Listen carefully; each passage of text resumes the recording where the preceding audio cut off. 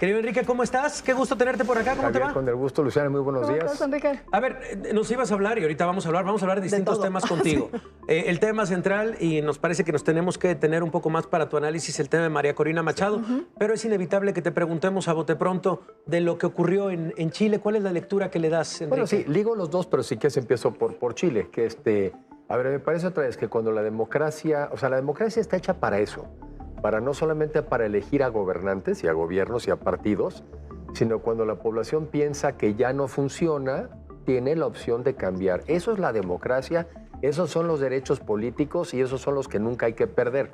La tercera es la vencida. También es el caso de un candidato, como dice Luciana, es la tercera vez que contiende y la última vez perdió justamente contra el presidente saliente. Me parece que también esto que están ustedes mencionando, sí es de extrema derecha, digo, sus discursos son de extrema derecha, pero pues logró de alguna manera moderar su lenguaje. Y aquí yo resalto también un tema, la segunda vuelta, que es un tema que en México ya habíamos platicado. Prácticamente todos los países en América Latina tienen segunda vuelta y vean qué diferencia hace. En la primera vuelta, Jara, la que perdió, habría ganado con el 26% de los votos. O sea que si tuviera un sistema como el nuestro en México, una persona con tan solo el 26% de los votos sería la presidenta de la República. Kass quedó 23, pero el tercero, ¿no? Creo que Franco Parisi era el tercero también con un 20%. ¿Qué hace la segunda vuelta? Primero, cambia el resultado. O sea que eso también algunos podrían incluso cuestionarlo, ¿no? Cambia el resultado, pero te da una mayoría mucho más contundente, te da un mandato mucho más claro, obliga a las coaliciones y a las alianzas. Tienes razón. ¿No? Entonces, pues sí, en la primera vuelta hubiera ganado la otra, pero con solamente 26%. En la segunda vuelta gana Kass con el 58% de los votos. La segunda vuelta tiene ese efecto de generar gobiernos más fuertes, con mandatos más claros.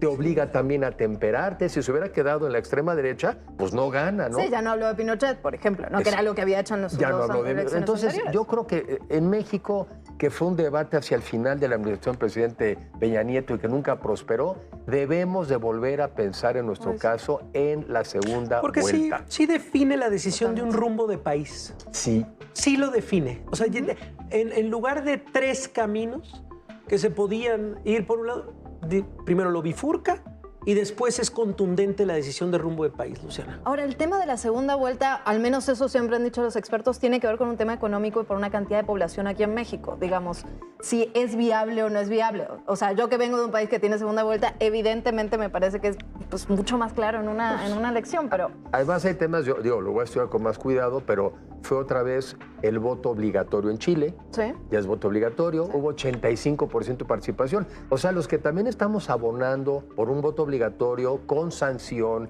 que haya más participación, nadie puede el día de mañana alegar que los chilenos no votaron mayoritariamente por él. Otra cosa que destaco es que luego un lenguaje más moderado, de respeto entre el saliente y el entrante. Y el presidente Kass, al que siempre ha criticado de extrema derecha, lo que dice es, le pide a sus seguidores respeto a la oposición. Y le dice palabras como separados y desunidos, no le irá bien a Chile. Digo, esas cosas que en México nos suenan como, ¿todavía se puede? ¿Todavía se puede hablar de unidad? ¿Todavía se puede hablar de respeto? Entonces a mí me parece que lo que ocurrió en Chile es lo que debe de ser un método regular de transmisión del poder.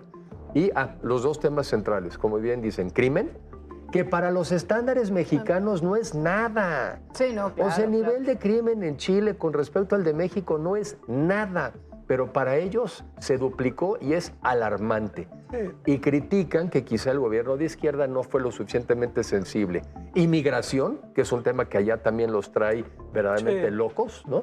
Y yo creo que la parte económica, tercer lugar. O sea, crimen e inmigración, pero sin duda también habla de que ya ha habido un crecimiento económico demasiado bajo en Chile y que también ahí va a meter el trabajo. Pues el festejo, hay que decirlo, en Chile de la pluralidad. Sí. Eso es. El permitir, caray, que haya una oposición. Porque aquí, por lo menos lo que se ve en México es cómo les molesta, de verdad, que alguien critique, que alguien señale, que alguien tal. Cuando en Chile cuesta la llegada de la oposición, bueno, pues ahí estuvo 10 años insistiendo. Y cuando llega al poder sabe también que el péndulo puede ir para el otro lado en breve. ¿Por qué? Pues porque existe la pluralidad. Y que eso genera autocrítica interna. Y eso es bien importante. O sea, las lecturas tienen que ver con, bueno, o sea, esté uno de acuerdo o no quien haya ganado, ¿qué hicimos mal? Y si mal? sabes que puedes perder, por definición tiendes a tener que hacerlo mejor. Sí. Pues. Porque si tú crees, yo sí creo que la competencia es como los negocios, es igual en la política. Ahora me regreso tantito a Venezuela, porque es el otro contraste. Sí. Primero, espectacular el discurso de María Corina y espectacularmente leído, interpretado por la hija. La verdad es que fue una cosa fenomenal.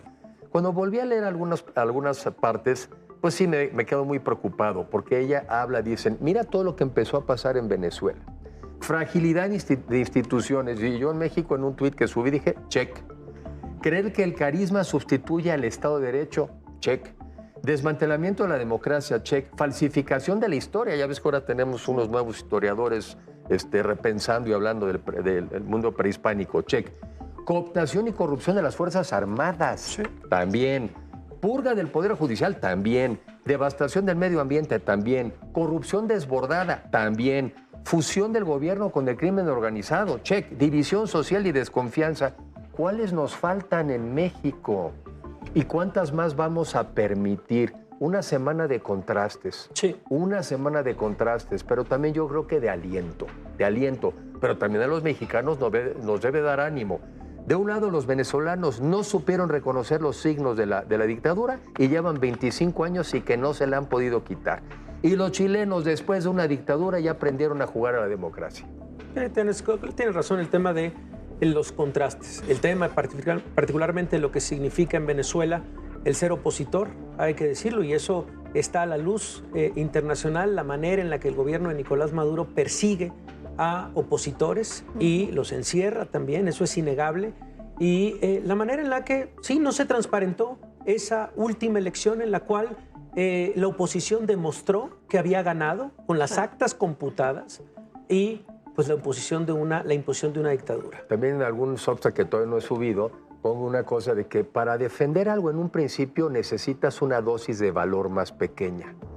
Pero si actúas tarde, la dosis de valor tiene que ser mucho mayor y además quién sabe si funcione. Hay que hacerlo a tiempo. Oigan, y habrá que seguir el tema de la salud de María Corina. Estaba leyendo recién en los periódicos internacionales que todo parece indicar que se lastimó cuando salió de Venezuela, que la están atendiendo nosotros. Sí, fue de película, por lo menos lo que leí el fin de semana en el Wall Street Journal, la manera en la que la extrajeron desde Venezuela. Es una historia fascinante, la vamos a platicar por acá también, pero Enrique, te agradecemos de verdad este análisis de todos los lunes. Gracias, Javier. ¿Saldrás de vacaciones? Saldré de vacaciones, pero igual si nos ponemos de acuerdo, incluso a distancia podemos hacer algo, si lo permite. La tecnología lo permite. Nos ponemos de acuerdo, Vamos a lo que sigue. Gracias.